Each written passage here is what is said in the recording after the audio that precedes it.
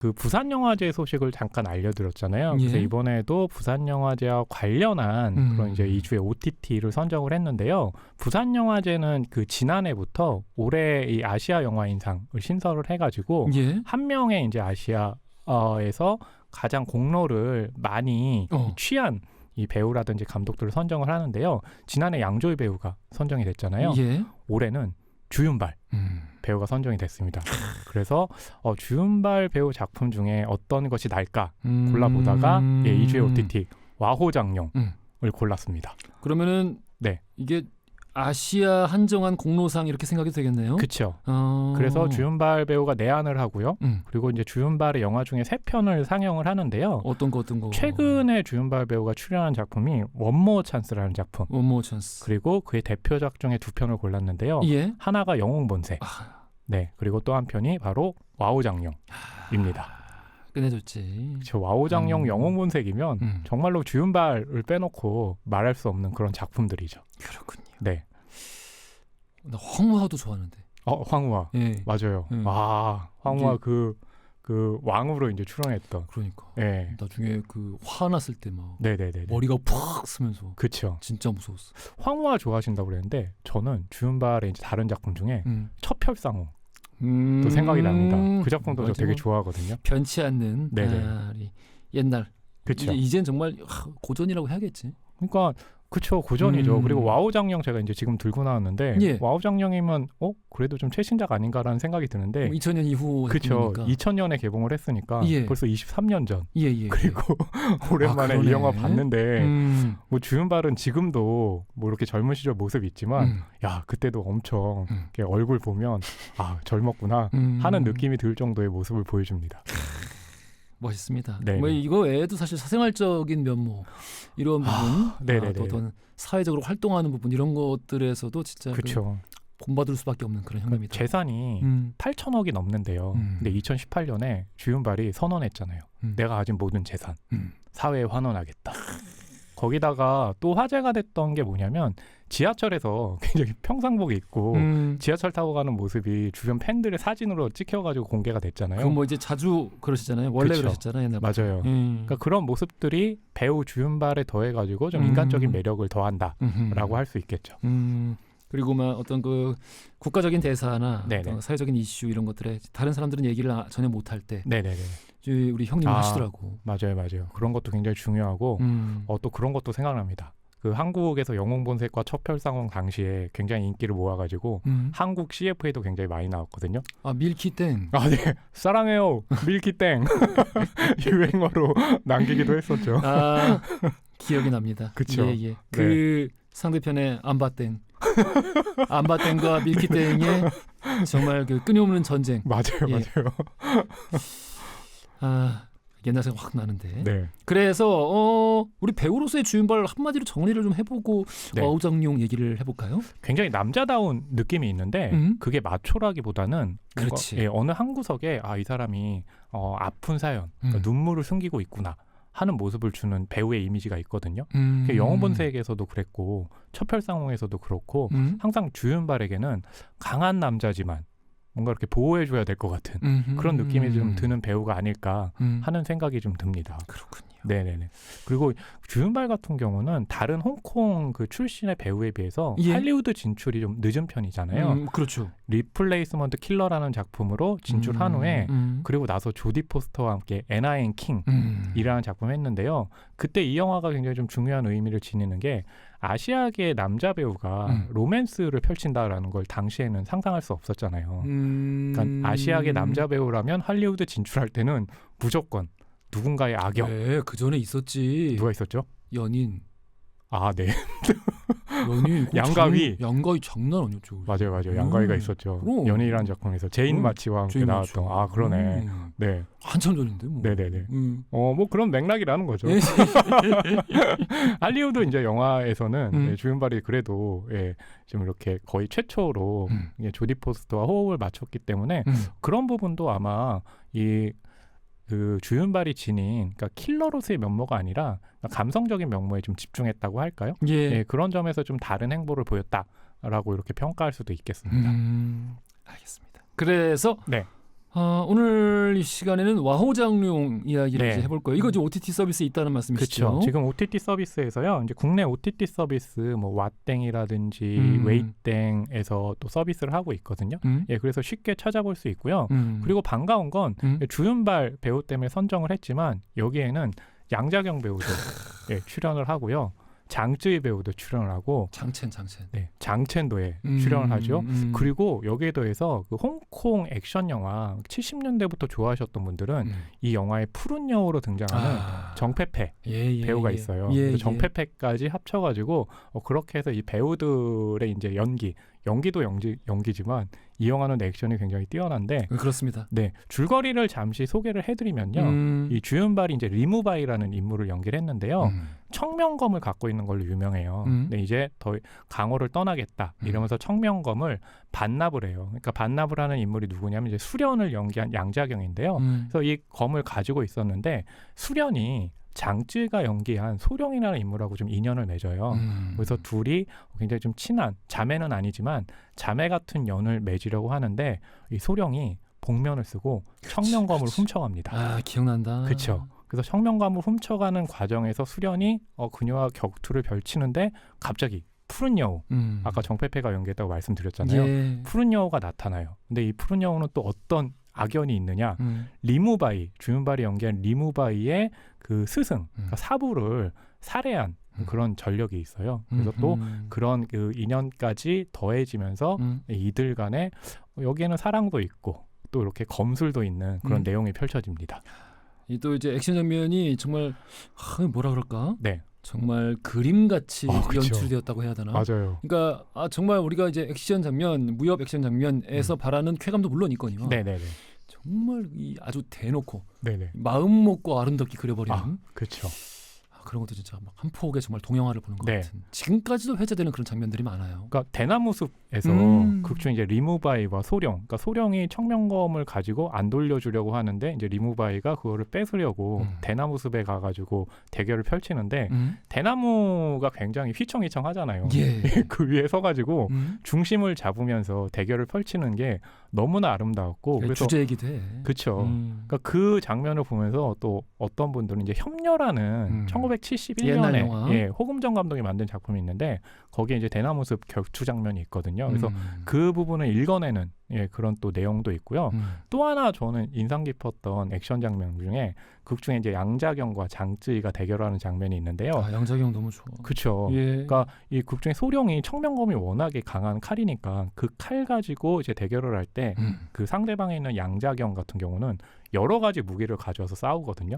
긴 창을 갖고 오기도 하고 쌍검을 휘두르기도 하고 그래서 딱 보면서 양자경은 예전부터 예스마담 시절부터 액션으로 다져진 배우잖아요. 그러니까 여러 가지 무기를 가지고 싸우고 맨몸으로 가지는 액션을 해도 너무 잘한다. 그러니까 예스마담 시절보다 지금이 난 더 매력적이고 그쵸. 너무 맞아요. 아름다우셔가지고 네네. 정말 멋진 배우다. 그렇죠.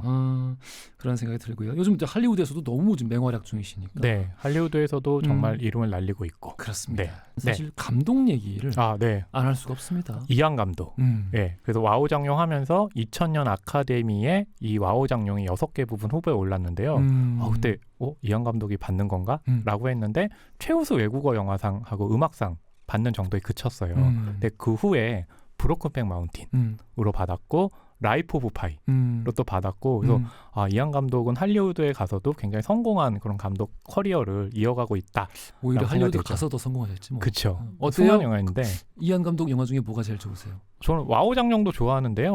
라이프 오브 파이 같은 경우에 좀 놀랐던 게 보통 이제 3D 영화잖아요. 라이프 오브 파이가. 근데 그 전까지 3D 영화라고 하면 아바타도 그렇고 화면 밖으로 무언가가 팍 튀어나오는 것 같은 느낌을 주는 거를 우리는 3D라고 생각을 했는데 라이프 오브 파이 보면서 이 작품은 튀어나오는 게 아니라 뒤로 그러니까 뭔가 깊이감을 구현한다고 그러잖아요.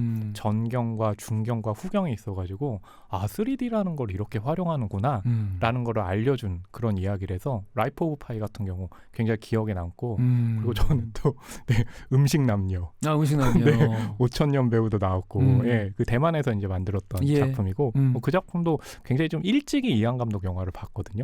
그래서 그 작품도 좀 기억에 남습니다. 저도 이안 감독 영화 다 좋아하는데 그쵸. 저는 사실 특히 브로크백 마운틴이 제 인생 영화라서. 아 그렇군요. 네. 그 작품도 너무 좋죠. 그거 이제 네. 저 잡지사 있을 때. 네네네. 그때 이제 우리 잡지사만 따로 시사회를 했었는데. 아 그때 이제 그 기억을 잊을 수가 없어요. 아 그렇군요. 근데 너무 울어서 다들 오해했었어요. 내가 진짜 저 극장에서 운 적이 거의 없어요. 아 네네네. 근데 정말 마지막 장면 너무 오열을 해가지고. 네네네. 다들 이제 그렇죠. 오해를 했지. 아, 네. 근데 이 브로큰 마운틴백이 이 이안 감독에도 또 굉장히 중요했던 게 뭐냐면 와우 장룡을 성공하고 나서 할리우드에서 굉장히 그러니까 일종의 블루칩 같이 주목을 받았잖아요. 그러면서 만든 영화가 헐크였어요. 근데 헐크가 너무 크게 실패를 했잖아요. 두 번째로 좋아하는 영화 헐크 뽑으려고 그랬는데. 아 그렇군요. 전 사실 좋아해요. 맞아요. 좋아하시는 분들도 헐크. 있고 맞아요. 에릭 바나 나오고. 근데 워낙에 그 평이 안 좋아가지고 이안 감독 할리우드에서 도대체 다음 작품 할 수 있을까? 라고 했는데 그 다음 작품이 바로 브로큰백 마운틴백이었어요. 그래서 굉장히 또 이안 감독에겐 중요한 작품이죠. 그렇습니다. 네. 와우 장룡 얘기 뭐지? 시간만 있으면 계속 얘기하죠. 할 거 많죠. 좋은 영화예요. 네네네. 우리 시간 내서 오늘 일요일이니까 우리 오늘 맞지 일요일이니까. 네, 일요일이죠. 와우 장룡 한 편 또 어떠신가? 그렇죠. 보신 지 오래됐을 거예요. 그럼요. 딱 보고 나면 또 굉장히 새로워지고 주윤발 배우가 이제 부산에 또 오니까 그 기대감을 더욱 높일 수도 있는 거죠. 그렇습니다. 네. 자, 우리 OTT 추천작으로 와우 장룡 살펴봤고요. 네. 이어서 극장 개봉작 들어보겠습니다. 9월 13일에 개봉했는데요. 베니스 유령 살인 사건. 베니스 유령 살인 사건. 네. 추리 소설을 좋아하는 분들이라면 포아로 탐정이 나와서 굉장히 기뻐할 테고 또 오늘 저희가 와우 장룡 소개하면서 양자경 배우 얘기했잖아요. 양자경 배우가 또 출연합니다. 이 영화에. 여기저기 많이 나오죠. 많이 나오죠. 에브리싱 에브리웨어 올 앰 원스로 연기상 받으면서 더욱더 이제 주목을 받고 있는 인물이고요. 그리고 생각해보면 케네스 브래너가 이제 포아로 역할을 했는데 포아로와 좀 어떤 중요한 비중으로 맞설 수 있는 인물 배우라면 양자경 정도는 돼야 되지 않을까. 그래요? 네. 그러지 않나요? 양자경 씨가 안에서 탐정으로 나오나요? 탐정으로 나오진 않고요. 여기서는 이 죽은 자를 불러내는 그런 좀 샤먼 역할로 나오거든요. 네크로맨서요? 네크로맨서까지는 아니지만 그러니까 무당 같은 거죠. 근데 이게 굉장히 재밌는 게 포아로는 그러니까 사실과 과학으로 기반을 해가지고 추리를 하잖아요. 근데 그 반대편에서 양자경 배우 같은 경우는 죽은 자를 불러내는 의식을 또 행하거든요. 신비주의니까. 맞아요. 그런 것들이 이제 충돌하는 이야기가 베니스 유령 살인 사건입니다. 네. 저거 근데 아가사 크리스티 작품 중에 베니스 유령 살인 사건이 있었나? 베니스 유령 살인 사건은 아니고요. 원제가요. 헬로윈 파티예요. 나 지금 네네네. 이게 내가 아가사 크리스티 소설 중에 안 읽어본 게 나 그 빨간 책 시리즈로 다 읽었거든요. 다 가지고 계시군요. 100권 시리즈. 네, 맞아요. 다 읽었는데 이런 제목이 절대 없는데. 그렇죠. 그러니까 이 케네스 브래너가요. 지금 그 포아로 시리즈로 세 번째 작품을 낸 거잖아요. 오리엔트 특급 살인과 맞아요. 나일강의 죽음. 나일강의 죽음. 그리고 나서 이번 세 번째 작품 뭘 할까라고 하다가 이제 헬로윈 파티와 또 아가사 크리스티 단편 중에 마지막 교령회. 라고 있는데 여기 이제 유령이라는 컨셉이 굉장히 중요하게 등장을 하는데 그래서 이 유령이라는 걸 좀 활용하면 그러니까 전작들하고 좀 다르게 다른 이미지를 줄 수 있겠다라고 생각을 해가지고 마이클 그린이라는 각본가가 있는데요. 이 각본가는 아시는군요. 로건을 하면서 꽤 유명해졌어요. 그래서 이 두 사람이 이 작품 말씀드린 헬로윈 파티와 마지막 교령회를 가지고 이야기를 만들면 좀 흥미로운 그런 포아로 시리즈가 되겠다라고 생각을 했거든요. 그래서 이야기를 잠깐 소개를 해드리면 근데 보시고 오셨죠? 네, 봤습니다. 그러면은 일단 오리엔트 특급 살인은 정말 많은 분들이 아는 이야기잖아요. 그러니까 그런 페널티를 좀 적용을 하고 평가를 하더라도 나쁘지 않았어요. 네, 그렇죠. 나쁘지 않았고 나일강의 죽음은 아주 안 좋았어. 아주 안 좋았고 그리고 원작 팬들이 굉장히 안 좋아한 게 포아로의 트레이드 마크가 코스염이잖아요. 근데 마지막 장면에서 아니 이럴 수가 포아로가 코스염을 깎고 나와가지고 도대체 왜 저렇게까지 하냐고 막 삿대질하고 막 이랬죠. 나는 포아로의 결벽증 이런 게 좀 더 잘 표현됐으면 좋겠다는 생각도 드는데. 맞아요. 그렇고 그러니까 이제 하나 잘 됐고 하나는 좀 이제 평가가 아쉬웠으니까 이번 건 어땠어요? 이번 거는 그냥 세 편 중에 순위로 치자면요. 저는 이제 첫 번째가 오리엔트 특급 살인, 그리고 두 번째가 오늘 이제 소개하는 베니스 유령 살인 사건입니다. 나일강의 죽음보단 낫다. 네네.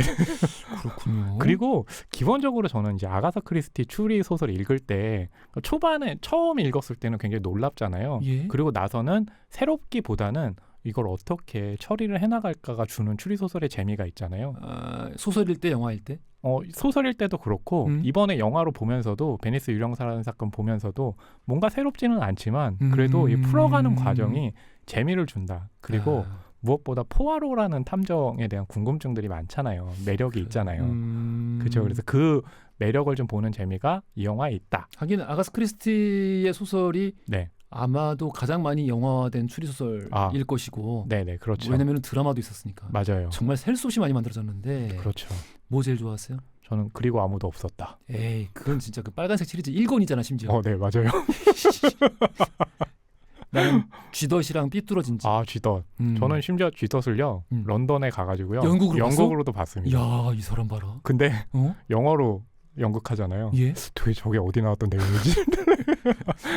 근데 많은 사람들이 아가사 크리스티를 좋아하는데 예? 실제로 아가사 크리스티 작품이 이제 추리소설 한 80편 넘게 만들었고 예? 103개 언어로 번역이 됐고요. 예? 전 세계적으로 40억 부 이상이 팔렸대요. 예? 이 40억 부 이상이 어느 정도냐면 가장 많이 팔린 게 이제 성경, 두 번째가 섹스피어의 희곡, 그리고 나서 이제 세 번째가 아가사 크리스티의 추리소설이거든요.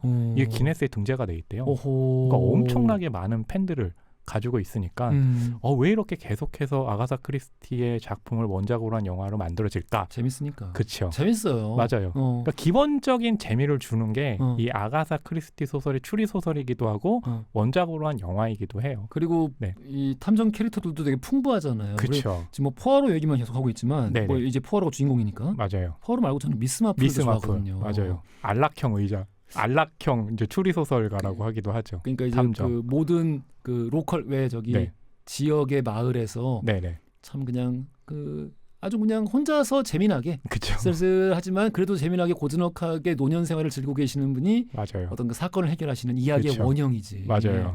근데 그런 그 풍부한 캐릭터들이 있어서 이 읽는 재미가 있는데. 맞아요.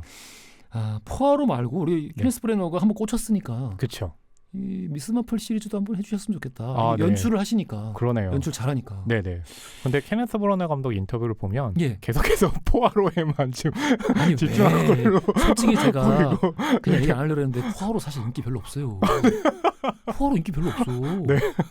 근데 뭐 케네스 브래너 같은 경우는 우리가 이제 벨파스트 통해 가지고 이렇게 영국 아카데미에서 감독상도 받고 작품상 받고 아카데미 이제 후보에도 올라가기도 하고. 그러니까 이게 케네스 브래너는 연출도 잘하지만 사실은 또 연기도 계속 하잖아요. 그래서 이제 그 프랑켄슈타인에서 이제 닥터 프랑켄슈타인 역할, 박사 역할을 하고 연출도 하고. 그렇죠. 그 잘했어요. 맞아요. 그렇게 이거랑 같은 맥락이지 사실. 그렇게 익숙한 원작을 이렇게 풀었다. 그리고 로버트 드니로를 프랑켄슈타인의 괴물로 설득력 있게 연출을 했다. 그렇죠. 그러니까 이런 걸 참 잘하시는데. 맞아요. 근데 왜 계속 포아로만 하실까? 그러니까 자신이 갖고 있는 배우로서의 매력, 그리고 연출자로서의 실력을 보여줄 수 있는 그 두 가지를 모두 보여줄 수 있는 게 아무래도 이제 포아로 시리즈이기 때문에 그런 부분도 있고 그리고 포아로가 저한테 좀 매력적인 게 뭐냐면 이 사람은 좀 강박이 있잖아요. 강박이 그러니까 너무 많죠. 코스염 같은 경우도 좌우 대칭이 맞아야 되고 항상 아침에 식사할 때 삶은 달걀 2개 먹어야 되는데 그 달걀 2개 크기도 항상 같아야 되잖아요. 근데 이게 과학과 이성을 신봉하는 탐정가이기도 한데 어떤 면에서는 그가 갖고 있는 이 사람 미신을 믿고 있는 거 아니야? 왜 2개가 항상 모양의 크기가 같아야 돼? 이런 모순적인 면모가 사실은 그 인물에 대한 궁금증을 더 살아나게 하잖아요. 그러니까 이게 취향이라기보다는 진짜 그게 안 돼 있으면은 아무것도 못하는 사람이라. 그러니까요. 이 사람 좀 이상한데? 라는 생각을 하게 만들죠. 네네네. 그런 부분들을 계속해서 끌고 가거든요. 그래서 이제 베니스 유령살인 사건 신작으로 나온다고 했을 때 이 원작 그 추리소설 팬들이 걱정했던 게 포아로 팬들이 아니 나일강의 죽음에서 수염 깎았는데 저 수염 깎고 그대로 나오는 거 아니야? 라고 했는데 다행히 많은 사람들이 불만이 있었기 때문에 피드백을 잘 받으시네요. 그렇죠. 그래서 그런 모습을 보여주고 있고 또 양자경 배우 같은 경우는 우리는 항상 액션을 취하는 배우로 굉장히 잘 알고 있었잖아요. 네. 근데 이제 액션 안 하신 지 좀 됐어. 그러니까 에브리싱 에브리웨어 올 앰 원스 같은 경우도 이 사람이 뭔가 이렇게 피곤한 어떤 세탁소 주인이면서 또 부인이면서 딸이면서 굉장히 다층적인 연기를 했잖아요. 이 영화에서도 보게 되면 그런 액션의 면모는 진짜 없고요. 죽은 자를 부를 때 의식할 때 보면요. 신들린 연기 보여주거든요. 그건 우리 황정민 씨가 해야 되는데. 곡성에서처럼. 그렇게 하는데 이 영화에서 양자경이 보여주는 그런 신들린 연기도요. 굉장히 인상 깊어요. 그랬구나. 네네네. 그래서 굉장히 좀 인상 깊게 나옵니다. 그렇군요. 네. 우리 그러면은 줄거리 간단하게 알려주세요. 네. 왜냐하면 이거는 잘 익숙하지 않으실 거예요. 그렇죠. 포아로가 현재 이제 은퇴 상태에 있어요. 그리고 베니스에서 이제 생활을 하고 있거든요. 맨 아침마다 이 포아로의 명성이 있기 때문에 사건 좀 해결해달라고 사람들이 몰려와요. 하지만 포아로는 만나주지 않습니다. 어이구. 근데 포아로와 굉장히 친한 추리소설가가 있는데요. 추리소설가가 와서 이 극 중에 이제 양자경이 맡는 역할, 죽은 사람을 불러내는 사람이 있다. 이거 어떻게 생각하느냐 이러면서 이 포아로의 이 탐정의 능력을 되살리는 그런 좀 그 요청을 해와요. 잠깐 그러니까 이거 사기인 거 밝혀달라? 네, 그러니까 이게 진짜 실제인데 네가 생각하는 거 어떠냐 이러면은 이 포아로 같은 경우는 그럴 일은 실제로 일어날 수 없다. 근데 주변에서는 계속 진짜다. 네가 한번 봐야 된다. 그래서 정말로 실제로 이 저택에서 이 엄마가 있는데 딸이 사망하는 일이 있었어요. 그래서 극 중에 양자경을 불러가지고 그 딸을 불러내는 의식을 오늘 저녁에 하는데 강령술. 그렇죠. 강령술을 하는데 포아로 네가 와서 그럼 한번 확인해라 라고 하면서 거기에 가거든요. 갔는데 실제로 이 포아로가 유령을 보는 일이 발생합니다. 그래서 포아로가 정말로 이게 유령이 있는 걸까? 라고 하는데 그 와중에 살인사건이 벌어져요. 그러면서 그 살인사건을 추리해가는 그리고 마지막에 이 얘기를 하죠. 이 안에 범인이 있다. 라는 얘기를 마지막에 또 합니다. 김준일. 네. 항상 이 포아로 지금 3편의 이 영화에서 마지막에 그 얘기를 해요. 이 안에 범인이 있다. 네, 이러면서 이제 추리를 얘기를 하는 거죠. 하긴 근데 이제는 김전일 얘기하면 사람들이 공감 잘 못하더라. 그렇죠. 코난 맞아요. 코난. 그렇죠. 그렇군요.